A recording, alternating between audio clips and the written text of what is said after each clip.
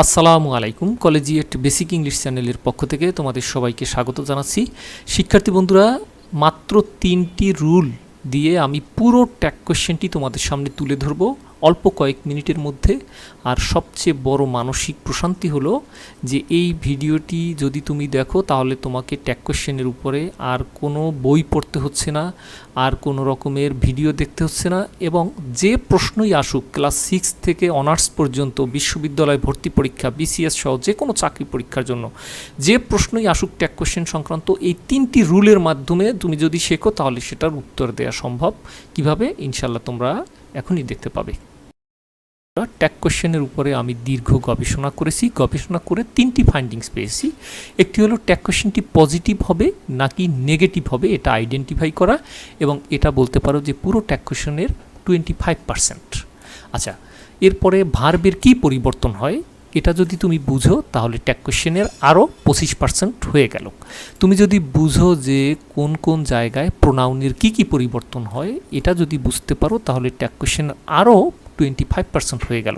75% এর মধ্যে কমপ্লিট হয়ে গেল। আর কিছু গুরুত্বপূর্ণ বিষয় রয়েছে যা এই ভিডিওর শেষে আমি বলে দেব, সেখানে আরও বাকি 25% থাকলো। তাহলে 100% ট্যাগ কোশ্চেন যত কঠিন প্রশ্নই হোক তোমার কমপ্লিট হয়ে গেল আজকের এই ভিডিওটি থেকে। শিক্ষার্থী বন্ধুরা, মাত্র 3টি রুল দিয়েছিলাম, যার প্রথম রুলটি হচ্ছে ট্যাগ কোশ্চেনটি পজিটিভ হবে নাকি নেগেটিভ হবে, অর্থাৎ ট্যাগ কোশ্চেনে নট হবে নাকি নট হবে না। যদি স্টেটমেন্টে নট না থাকে তাহলে ট্যাগ কোশ্চেনে নট দিয়ে দেব। যদি স্টেটমেন্টে নট থাকে তাহলে আমি ট্যাগ কোশ্চেনে নট ব্যবহার করব না। এখন কথা হচ্ছে যে নট ছাড়া যদি স্টেটমেন্টে neither, nothing, none, scarcely, rarely, never, hardly, seldom এর যে কোনো একটা থাকে তাহলেও কিন্তু আমি নট ব্যবহার করব না, কারণ এগুলো নটও যা এই যে বললাম এগুলোও ঠিক তাই। এটা হচ্ছে সবচেয়ে গুরুত্বপূর্ণ তোমার জানার জন্য যে কি থাকলে আমি নট ব্যবহার করব না। এটা যদি তুমি একটু খাতায় লিখে নাও তাহলে কিন্তু হয়ে গেল। অনেকটাই বললাম তো যে পুরো ট্যাগ কোশ্চেনের 25% এই যে এখানে রয়েছে। তো দেখো শিক্ষার্থী বন্ধুরা, আমি যদি একটি উদাহরণ দেই তাহলে ইট ইজ কোল্ড টুডে। দেখো এখন এর মধ্যে কোথাও নট নেই, তাই দেখো আমি ট্যাগ কোশ্চেনে নট ব্যবহার করেছি। এই যে ভার্ব ব্যবহার করেছি ইজ, তারপরে নট ব্যবহার করেছি, আর ইট তো হচ্ছে প্রোনাউন। দেখো তার মানে আমি নট নেই দেখে নট ব্যবহার করলাম। এখানে দেখো it is not cold today, মানে আজকে ঠান্ডা নয়। এই যে নট রয়েছে, এখন এই নট থাকার কারণে আমি এখানে আর নট ব্যবহার করিনি, হয়ে গেল। এবার আমি উদাহরণ দিচ্ছি, এই যে neither, nothing, none, scarcely, rarely, never, hardly এবং সিলডমের। We should never forget them, যেহেতু নেভার রয়েছে তাই ট্যাগ কোশ্চেনে আমি নট ব্যবহার করব না। We hardly forget the golden past, যেহেতু হার্ডলি রয়েছে তাই ট্যাগ কোশ্চেনে আমি নট ব্যবহার করব না। None of us can solve this problem, যেহেতু নান রয়েছে তাই ট্যাগ কোশ্চেনে আমি আর নট ব্যবহার করব না, কারণ আমি জানি যে neither, nothing, none, scarcely, rarely, never, hardly, seldom থাকলে আর নট ব্যবহার করা যায় না। তো শিক্ষার্থী বন্ধুরা, এর আলোকে তোমরা লিখে ফেলো তো 1 নম্বর দিয়ে কমেন্টস বক্সে। ভিডিওটি পজ করো এবং এই প্রশ্নের উত্তর করো তো, he can never help people. তাহলে এক্ষেত্রে কি হবে আনসারটা তোমরা কমেন্টস করে লিখে ফেলো। শিক্ষার্থী বন্ধুরা, নট করার সময় যে আমরা সংক্ষিপ্ত ফর্ম লিখি, ট্যাগ ফর্ম, সেটা তোমরা একটু শিখে নাও। অ্যাম নট হয়ে যায় আর নট, আর যে বাকিগুলো একটু তোমরা দেখে নাও। কিন্তু সবচেয়ে ক্রিটিক্যাল জায়গা হচ্ছে 4টি জায়গা, যেটা আমি বলে দিচ্ছি, এটা তোমরা পজ করে একটু দেখে নাও, খাতায় লিখে নাও। এরপরে দেখো যে জায়গাটিতে তোমার খুবই সতর্কতা প্রয়োজন, অর্থাৎ যে জায়গাটিতে ভুল হয় সেটি হলো 4টি জায়গায়। যেমন অ্যাম নট হয়ে যায় আর নট, তারপরে আর নটই থাকে। উইল নট হয়ে যায় ওন্ট, আর শ্যাল নট হয়ে যায় শ্যান্ট। আমরা চলে যাচ্ছি এবার 2 নম্বর রুলে। ভার্বের কি পরিবর্তন হবে? দেখো এটা যদি তুমি জানো তাহলে বললাম যে ট্যাগ কোশ্চেনের 25% তোমার শেখা হয়ে যাবে। দেখো অক্সিলারি ভার্ব যদি থাকে স্টেটমেন্টে তাহলে সেটা অবশ্যই ট্যাগ কোশ্চেনে অপরিবর্তিত থাকবে। Am, is, are, was, were, have, has, had, shall, will, would, could, might, may, need, dare, এগুলো এখানে লেখা নেই, তারপরে আমি বলে দিলাম এগুলো যদি থাকে তাহলে সেটা অপরিবর্তিত থাকবে ট্যাগ কোশ্চেনে। যেমন একটু উদাহরণ যদি দেই, দেয়ার স্যাক্রিফাইস, তাদের যে ত্যাগ, হ্যাজ গিভেন আস, সেটা আমাদের দিয়েছে ফ্রিডম স্বাধীনতা in every spare of life জীবনের প্রতি ক্ষেত্রে। এখন দেখো এখানে হ্যাজ রয়েছে, এই দেখো হ্যাজ অপরিবর্তিত আছে, হ্যাঁ সাথে নট আছে, থাকতেই পারে, কারণ হচ্ছে এখানে তো কোথাও নট নেই, সে কারণে নট আছে। দেখো দ্য ফ্রিডম ফাইটার্স মুক্তিযোদ্ধাগণ আর দ্য রিয়াল হিরোস, তারা হচ্ছেন প্রকৃত যোদ্ধা, প্রকৃত নায়ক। তাহলে এক্ষেত্রে কোথাও এই যে আর রয়েছে, দেখো আর অপরিবর্তিত রয়েছে, হ্যাঁ নট হতেই পারে কারণ এখানে কোথাও নট নেই। তাই দেখো there is little water in the glass, গ্লাসে সামান্য পানি আছে।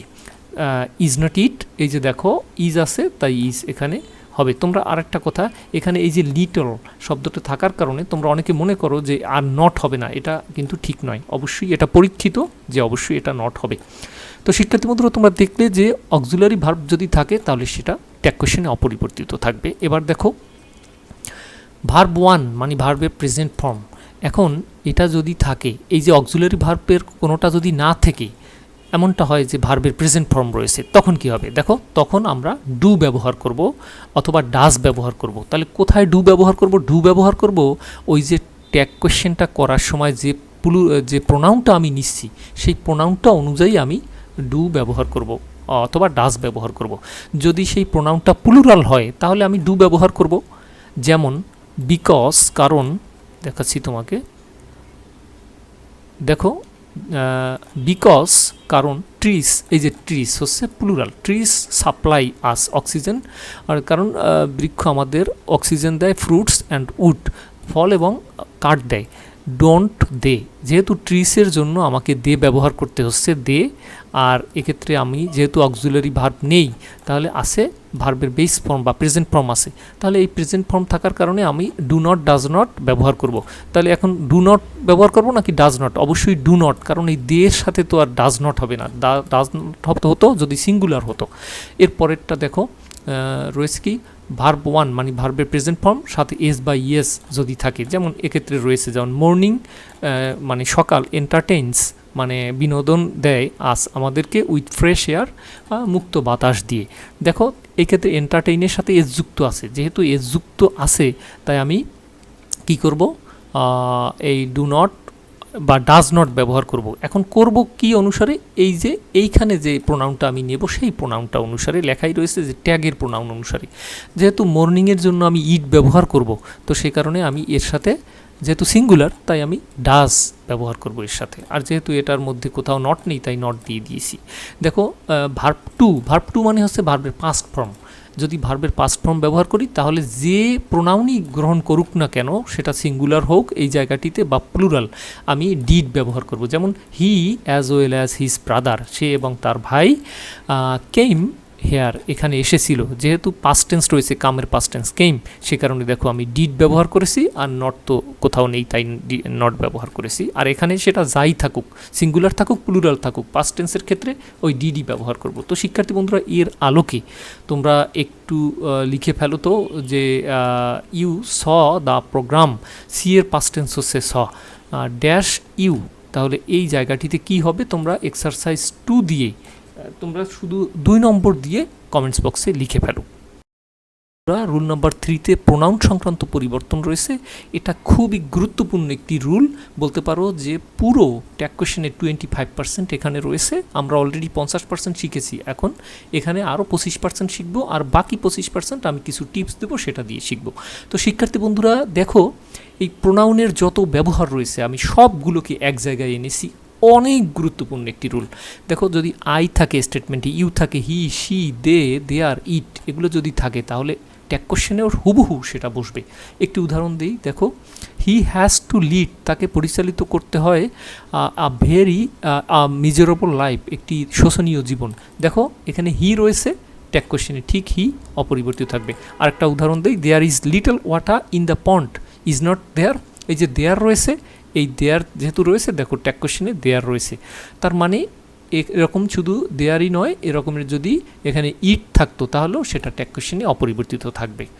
আচ্ছা এবার আসি একক বস্তু ও ধারণা। নাথিং এভরিথিং, এনিথিং, সামথিং, সব দেখো আইএনজি রয়েছে লাস্টে, আইএনজি, তোমরা এটা মুখস্থ করে নেবে। এটা হচ্ছে একক বস্তু ও ধারণার বিষয়। এটা যদি থাকে তাহলে এটা একক ধরা হবে এবং এটার জন্য ইট ব্যবহার করা হবে। মনে রাখবে শুধুমাত্র ইট কোথায় ব্যবহার হবে, ইট শুধুমাত্র এককের ক্ষেত্রেই ব্যবহার হবে, আর কোথাও ইট ব্যবহার হবে না। দেখো ফরচুন মানে হচ্ছে ভাগ্য, অপটিমিজম শব্দের অর্থ হচ্ছে আশাবাদ, প্যাট্রিয়টিজম শব্দের অর্থ হচ্ছে দেশপ্রেম, সাকসেস শব্দের অর্থ হচ্ছে সফলতা। এগুলো একক বস্তু, একক ধারণা, যে কারণে এর পরিবর্তে ইট ব্যবহার হবে। তো তোমরা একটু লক্ষ্য করবে, তোমরা যদি এরকম থাকে অপটিমিজম, এডুকেশন, এটা তুমি হয়তো বুঝতে পারছো না যে একক নাকি একের অধিক, তখন দেখবে তার ভার্বটা কি। যদি এডুকেশন ইজ হয় তাহলে বুঝে নেবে যে এটা একক, তাহলে তো সেই ক্ষেত্রে তোমার ইট ব্যবহার করে দেবে। এটা একটা কৌশল। তো শিক্ষার্থী বন্ধুরা দেখো দে কোথায় ব্যবহার হবে। একাধিক বস্তু ও ধারণা যদি একাধিক হয়, দেখো দেখো যেমন সিম্পল থিংস মানে হচ্ছে সরল কিছু বিষয়, ভিটামিনস, সিম্পল থিংস, আচ্ছা ভিটামিনস মানে হচ্ছে ভিটামিনগুলো, মেমোরিজ স্মৃতিগুলো, ট্রিস বৃক্ষগুলো। এই যে একাধিক বস্তু ও ধারণা, এই কারণে আমরা সব জায়গায় আমরা দে ব্যবহার করব। সেটা বস্তু হোক, তাহলেও আমরা সবচেয়ে মানে ইন্টারেস্টিং বিষয় যে বস্তু, তার জন্য আমরা দে ব্যবহার করছি। এই মেমোরিজের জন্য দে ব্যবহার করছি, এটা কিন্তু খুবই গুরুত্বপূর্ণ। একাধিক প্রাণী যদি হয় তাহলেও আমরা, সেটা ইতর প্রাণী হোক অথবা মানুষ হোক, কথা শিশু হোক, কথা হলো প্রাণ থাকলেই প্রাণী, এবং সেটা তার পরিবর্তে দে। যেমন people, children, birds, cow, fish. Group যদি হয়, গ্রুপ, এইটা সবচেয়ে গুরুত্বপূর্ণ হচ্ছে এই নিয়মটা, গ্রুপ। তোমরা অনেকেই ভুল করে ফেলো, এভরিবডি, আসলে এগুলোর পরে কিন্তু ভার্বটা হয় কি, প্লুরাল হয়, কিন্তু এই কারণে দে হয়, ভালো কথা। কিন্তু ব্যতিক্রম হলো এই যে এরপরে ভার্বটা হয় সিঙ্গুলার, কিন্তু প্রোনাউনটা কিন্তু হয় প্লুরাল, সবচেয়ে গুরুত্বপূর্ণ এ যাবৎকালের। দেখো এভরিবডি, এভরিবডি, এই যে বডির, আসলে এটা দিয়ে একটা গ্রুপ বোঝায়, একটি গ্রুপের মধ্যে একজনকে বোঝায়, যে কারণে ভার্বটা হয় আসলে সিঙ্গুলার, কিন্তু এই গ্রুপ যে বোঝায়, এই গ্রুপের কারণে কিন্তু প্রোনাউনটা প্লুরাল হয়। এভরিবডি মানে অনেকের মধ্যে একজন, nobody, none, nobody, everyone, anybody, somebody, someone. আমি একটি কৌশল বের করেছি, সেটা হলো দেখো প্রত্যেকটা শেষে ও রয়েছে। এভরিবডিতে ও আছে, নানে ও আছে, নোবডিতে ও আছে, এভরিওয়ানে ও আছে, তারপরে এনিওয়ানে ও আছে, সামবডিতে ও আছে, সামওয়ানে ও আছে। এই যে এটা দেখেও তোমরা ধরে নিতে পারো যে এটার পরিবর্তে আমি দে ব্যবহার করব প্রোনাউন হিসাবে। আর বিশেষ শ্রেণী যদি হয় সেক্ষেত্রেও দে হবে। যেমন দ্য রিচ, এই যে এই অ্যাডজেক্টিভ হচ্ছে রিচ, কেমন ধনী, এই অ্যাডজেক্টিভের আগে যদি কখনো দি বসে সেটাকে তোমরা দে ব্যবহার করবে তার জন্য। দ্য পুওর, কেমন দরিদ্র, দরিদ্রর আগে দি বসেছে, অতএব এটা প্লুরাল হয়ে গেছে। দ্য ব্রেভ, সাহসী, কেমন সাহসী, এর আগে দি বসেছে, অর্থাৎ প্লুরাল হয়ে গেছে। দ্য ভার্চুয়াস, অর্থাৎ যে গুণী, তাহলে তার আগে কি অ্যাডজেক্টিভ, তার আগে দি বসেছে, অতএব এটা প্লুরাল হয়ে গেছে, তাহলে সে এটা দে বসবে তার পরিবর্তে। একটা চমৎকার বিষয় হচ্ছে যে সেটা মানে বস্তু হোক আর ব্যক্তি হোক, সবগুলো প্লুরালের পরে দে। আচ্ছা একটু উদাহরণ দেই, যেমন দেয়ার ইজ, এটা দিয়েছে, patriotism is a great virtue, is not it. দেখো প্যাট্রিয়টিজমের জন্য ইট ব্যবহার করেছি, ওই যে এর আগের উদাহরণটা ছিল, এই যে এখানে এই যে প্রথমটাতে ছিল। এরপরে দেখো trees are our best friends, are not they, এই যে ট্রিজ, দেখো ট্রিজ যেহেতু রয়েছে একাধিক, সে কারণে একাধিক হলেই দে, সেটা ব্যক্তি হোক আর বস্তু হোক। তারপরে দেখো পিপল রয়েছে একাধিক, সে কারণে দে। এভরিবডি, এইটা যে বললাম গুরুত্বপূর্ণ, যে এভরিবডি, এই যে এটা তোমরা মুখস্থ করে নেবে, টানা মুখস্থ, এভরিবডি, নান, এগুলো থাকলেই তারপরে দে হবে। দেখো কিন্তু দেখো ভার্বটা সিঙ্গুলার হয় ঠিকই, মানে এস বা ইয়ে যুক্ত হয়, কিন্তু দেখো এটা প্রোনাউনটা প্লুরাল হয়। তো দ্য রিচ, এই যে বললাম যে এই যে এরকম যদি হয় তাহলে সেক্ষেত্রে কিন্তু দে হবে। তো শিক্ষার্থী বন্ধুরা তোমরা যদি এটা বুঝে থাকো তাহলে তোমরা একটু ঝটপট কমেন্ট করে ফেলো তো। 3 নম্বর দিয়ে নোবডি রয়েছে, দেখো নোবডি ও রয়েছে। আচ্ছা নোবডি ডিসলাইকস ফ্লাওয়ার, কেউ ফুল অপছন্দ করে না, এক্ষেত্রে কি হবে? এক্ষেত্রে এই জায়গাতে ডু আমি দিয়ে দিলাম, এই জায়গায় কি হবে তোমরা কমেন্টস বক্সে 3 নম্বর দিয়ে লিখে ফেলো।